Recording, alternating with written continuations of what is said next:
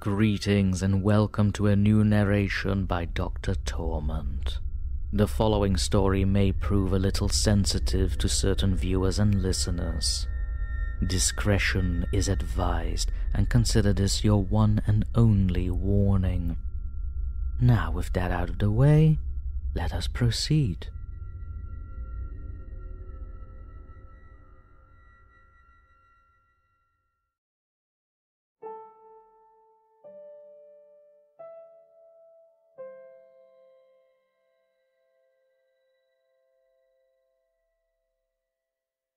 The chateau into which my valet had ventured to make forcible entrance rather than permit me, in my desperately wounded condition, to pass a night in the open air, was one of those piles of commingled gloom and grandeur which have so long frowned among the Apennines, not less in fact than in the fancy of Mrs. Radcliffe.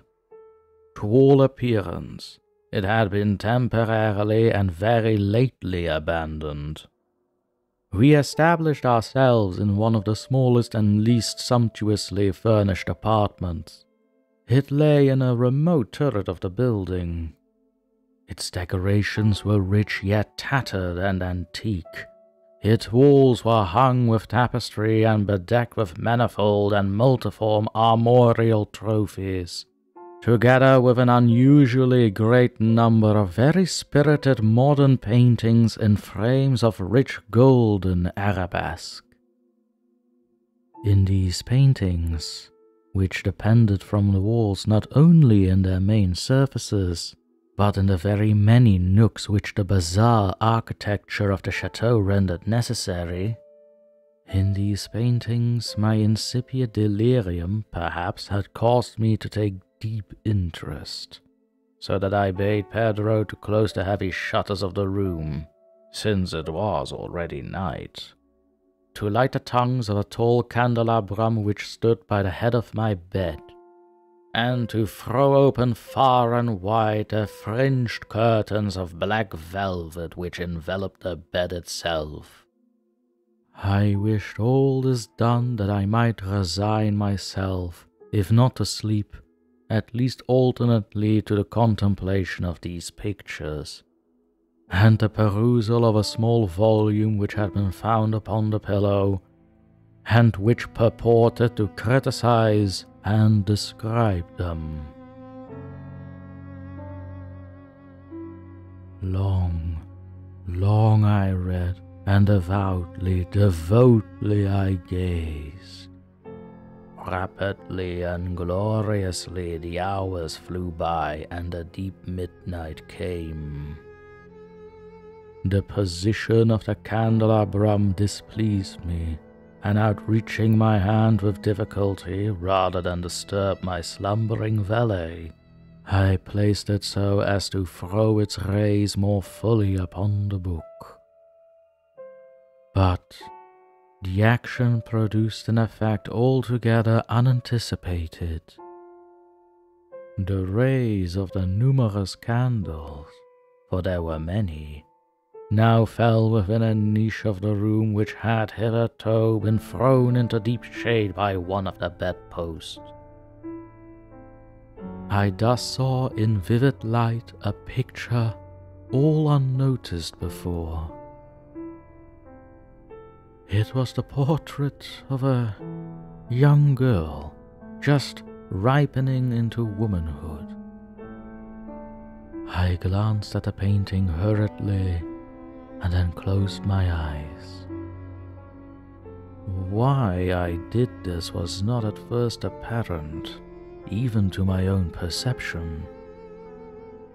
But while my lids remained thus shut, I ran over in my mind my reason for so shutting them.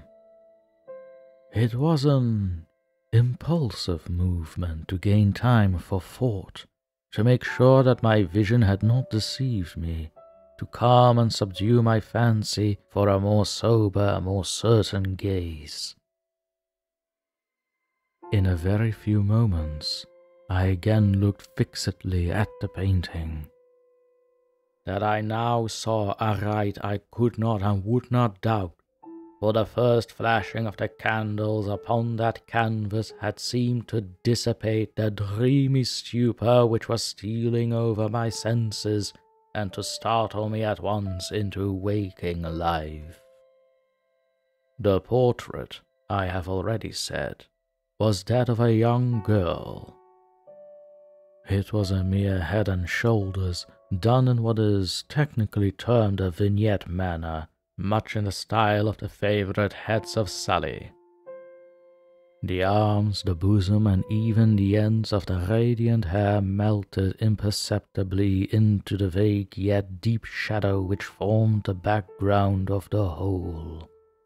The frame was oval, richly gilded and filigreed in Moresque. As a thing of art, nothing could be more admirable than the painting itself.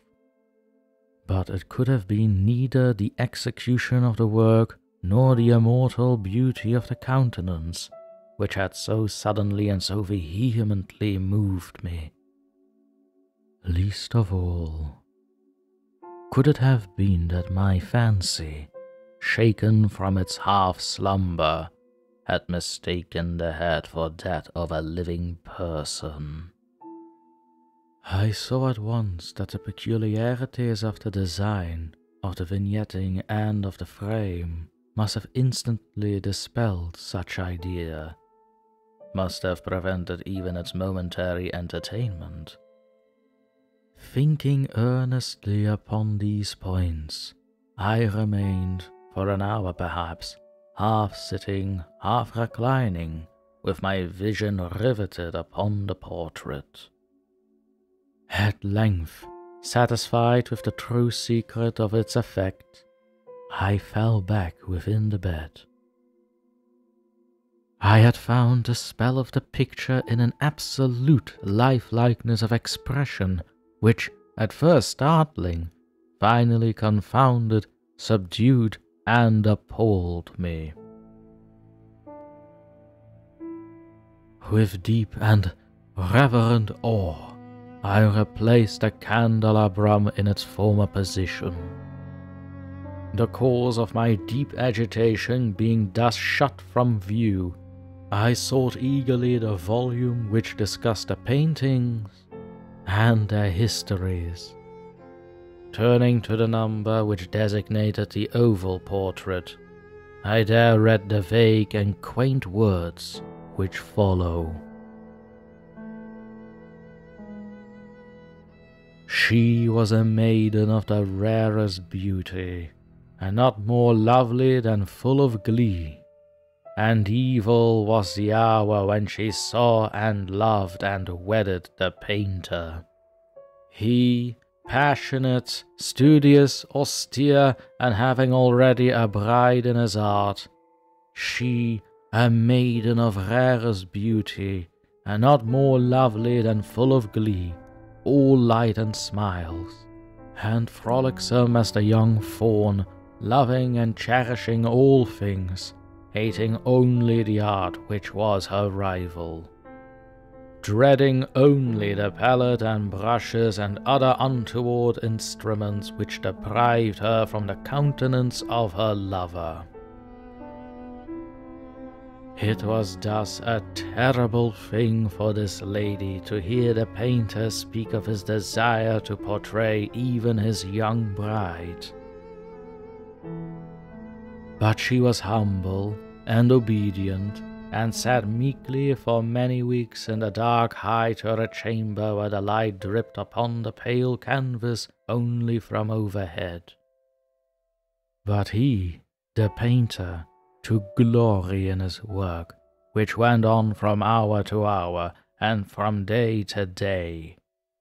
And he was a passionate, and wild, and moody man, who became lost in reveries, so that he would not see that the light which fell so ghastly in that lone turret withered the health and the spirits of his bride, who pined visibly to all but him. Yet she smiled on and still on, uncomplainingly, because she saw that the painter, who had high renown, took a fervid and burning pleasure in his task, and wrought day and night to depict her who so loved him, yet grew daily more dispirited and weak.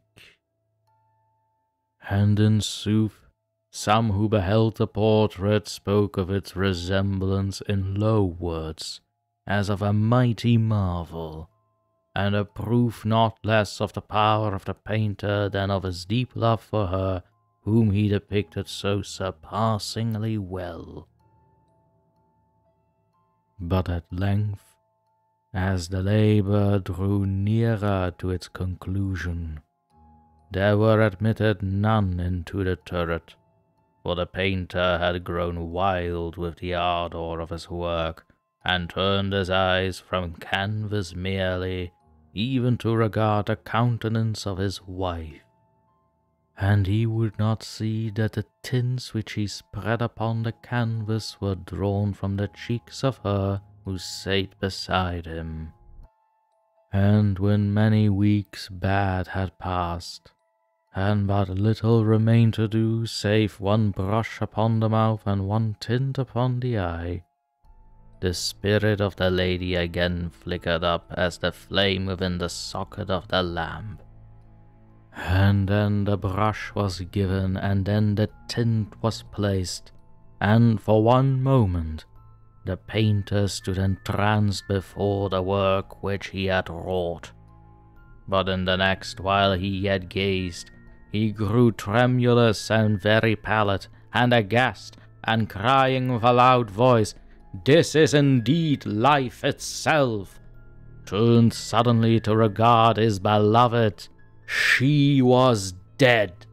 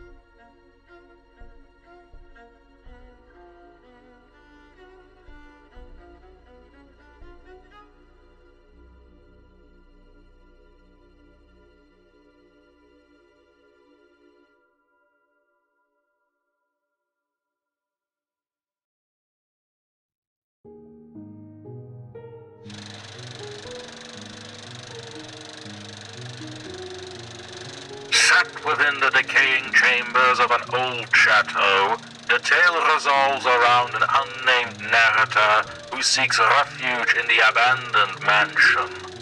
As one delves into the eerie atmosphere, they discover a portrait of a young woman in an oval frame. The tale takes a chilling turn as the man becomes engrossed in the story behind the portraits. The painting, it is revealed, was created by the mansion's former tenant, a passionate artist consumed by the desire to capture the essence of his young and beautiful wife. As the artist toils away on the painting, his devotion to his craft reaches a perilous extreme, leading to a tragic and haunting conclusion. The oval portrait is a compelling exploration of the sacrifices artists may make in their pursuit of perfection and the eerie consequences that may arise when creativity becomes an all-consuming obsession. I can only speculate, but I do believe the enamored painter has learned another valuable lesson. Time wasted is time, and in this case a life, forever lost. But, credit to his work, my office has never looked lovelier.